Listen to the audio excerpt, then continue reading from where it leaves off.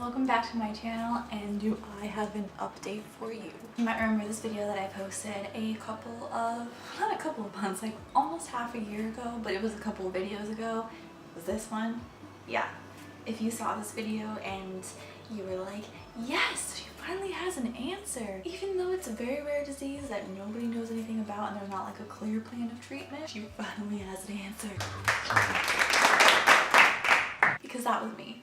That was me and everybody in my life pretty much, because this has been a long road. So much has happened and it's almost impossible to talk about one thing without talking about the other things, so I'm just going to give you a brief overview of what's been going on, and then I will delve a little bit more into detail with each specific thing, if that makes sense.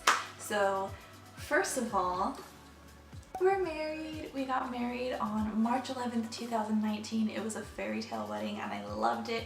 There's so many things I have to say about that though that kind of tie into what I'm going to say today. So let's start with that. I tend to rant and ramble a lot, and that is because I try to anticipate the questions that you guys have and try to like have my rebuttal for everything or my explanation for everything already ready, but I can just do that in the comments. So if there's something that doesn't quite make sense or something that I didn't elaborate on, I'll just go ahead and answer that in the comments so as to keep this video just to the point, which I don't really know how to do. So I'm going to tell this video as though you pretty much know all of the information that leads up to it. I have had chronic issues with my GI system as far as getting colitis and gastritis, things like that very often, with seemingly no diet that helps, and I also do not have celiac disease, which a lot of people assume.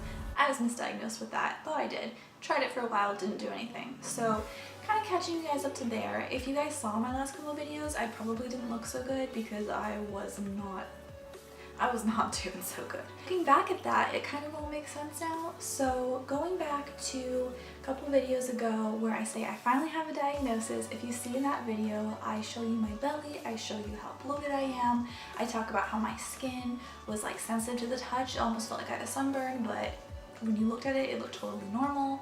And this is all because the medication that they had put me on prior to my endoscopy and my colonoscopy, like 2 months before, or sorry, like 2 weeks before then, was a medication that I was allergic to.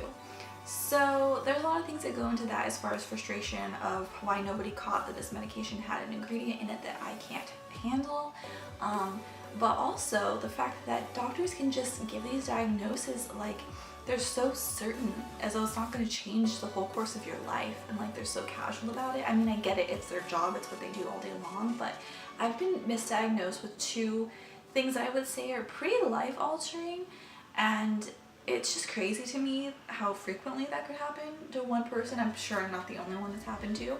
So anyways, something I did say in that video was that the diagnosis I was given, in a sense, if you were to see the paper, my discharge paperwork from that appointment, it'll say that the procedure showed eosinophilic cells in my esophagus, which was consistent with a diagnosis of eosinophilic esophagitis. So what are eosinophil cells? They are white blood cells that are there as a reaction to your body having an allergic reaction. So it's your body being like, hey, stop, something's wrong. So that's what she saw when she did my procedure, and then therefore diagnosed me with EOE.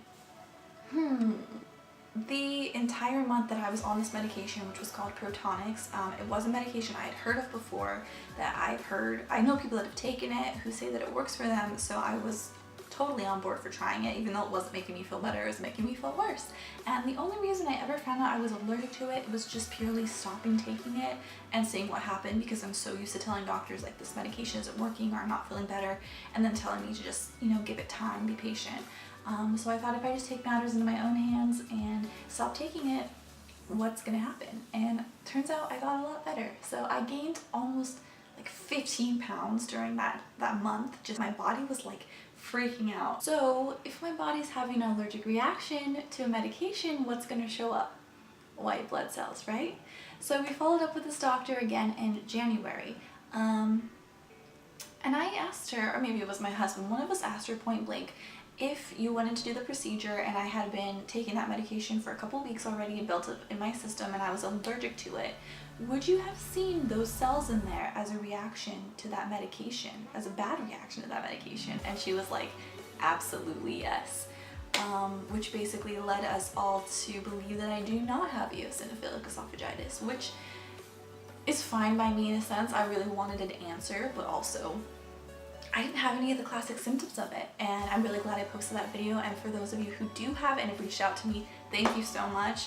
I'm sorry that I cannot empathize with you any longer, but I never really felt like I could, because it didn't fit me. That diagnosis did not fit me. So if you do have it, God bless you. I hope you find some good plan of treatment for you that works for you. So this was in January. See, it's hard to talk about this without talking about literally everything else. So when we went to see her, I had a few new symptoms, and those were loss of appetite and I was vomiting. Those are symptoms of gastroparesis, or some of them. They were kind of the missing symptoms of gastroparesis. Gastroparesis is very, very common amongst diabetics, and I have noticed so many people on Instagram that have both diabetes and gastroparesis, so it just seems like the most fitting thing for me. A lot of doctors say I'm too young, but a lot of the people that I notice don't even have crazy poor control of their diabetes, and they're not very much older than me, if older than me at all. So it seemed to fit with me, and those were two signs of the disease. So she was like, well, I'm 90% sure that you do have gastroparesis, which I've been kind of trying to tell people for years, but this is where it gets even crazier. Because a lot of medications don't work with my body, and because it can be tricky diagnosing things like this, she finally sent a referral to the Mayo Clinic for me, and I've been waiting for years to get that referral. I think maybe I did have one at some point, but every time I've called there and tried to get an appointment, it's literally like a year's waiting time.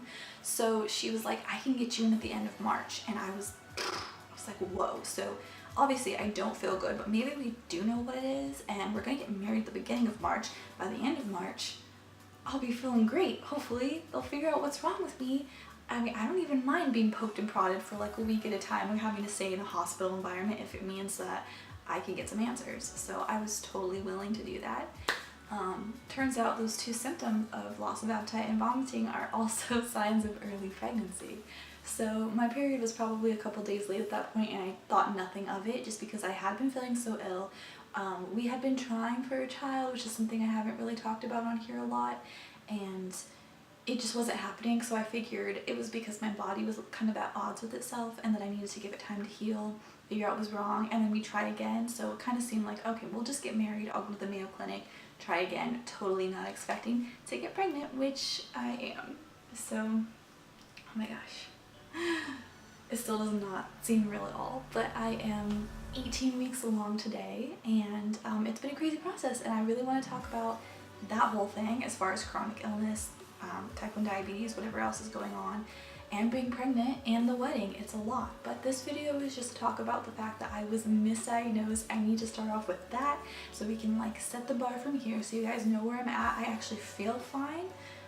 That medication was making me worse, but I still have a lot of the same symptoms I've had for years. Hopefully we will get that sorted when I'm not pregnant, because as it turns out, you cannot have those tests and procedures done to test for things like that when you're pregnant. So the irony of finally getting an appointment at the Mayo Clinic and then not being able to go, and by the time I have the baby, I won't be living anywhere near a Mayo Clinic, so that will be challenging. But yeah, I guess the main thing I wanted to say is I guess I still don't have any answers. If it is gastroparesis, it's not that I want to have this disease, but I have something wrong with me, and at least I know it's treatable, and I know other people that are dealing with it, which is way different from what I would have been dealing with EOE. So that is the craziness, you guys. I've been waiting to say that forever, but it's been hard to talk about it without also mentioning the pregnancy. So yeah, I'm also pregnant, and I can't wait to talk about that.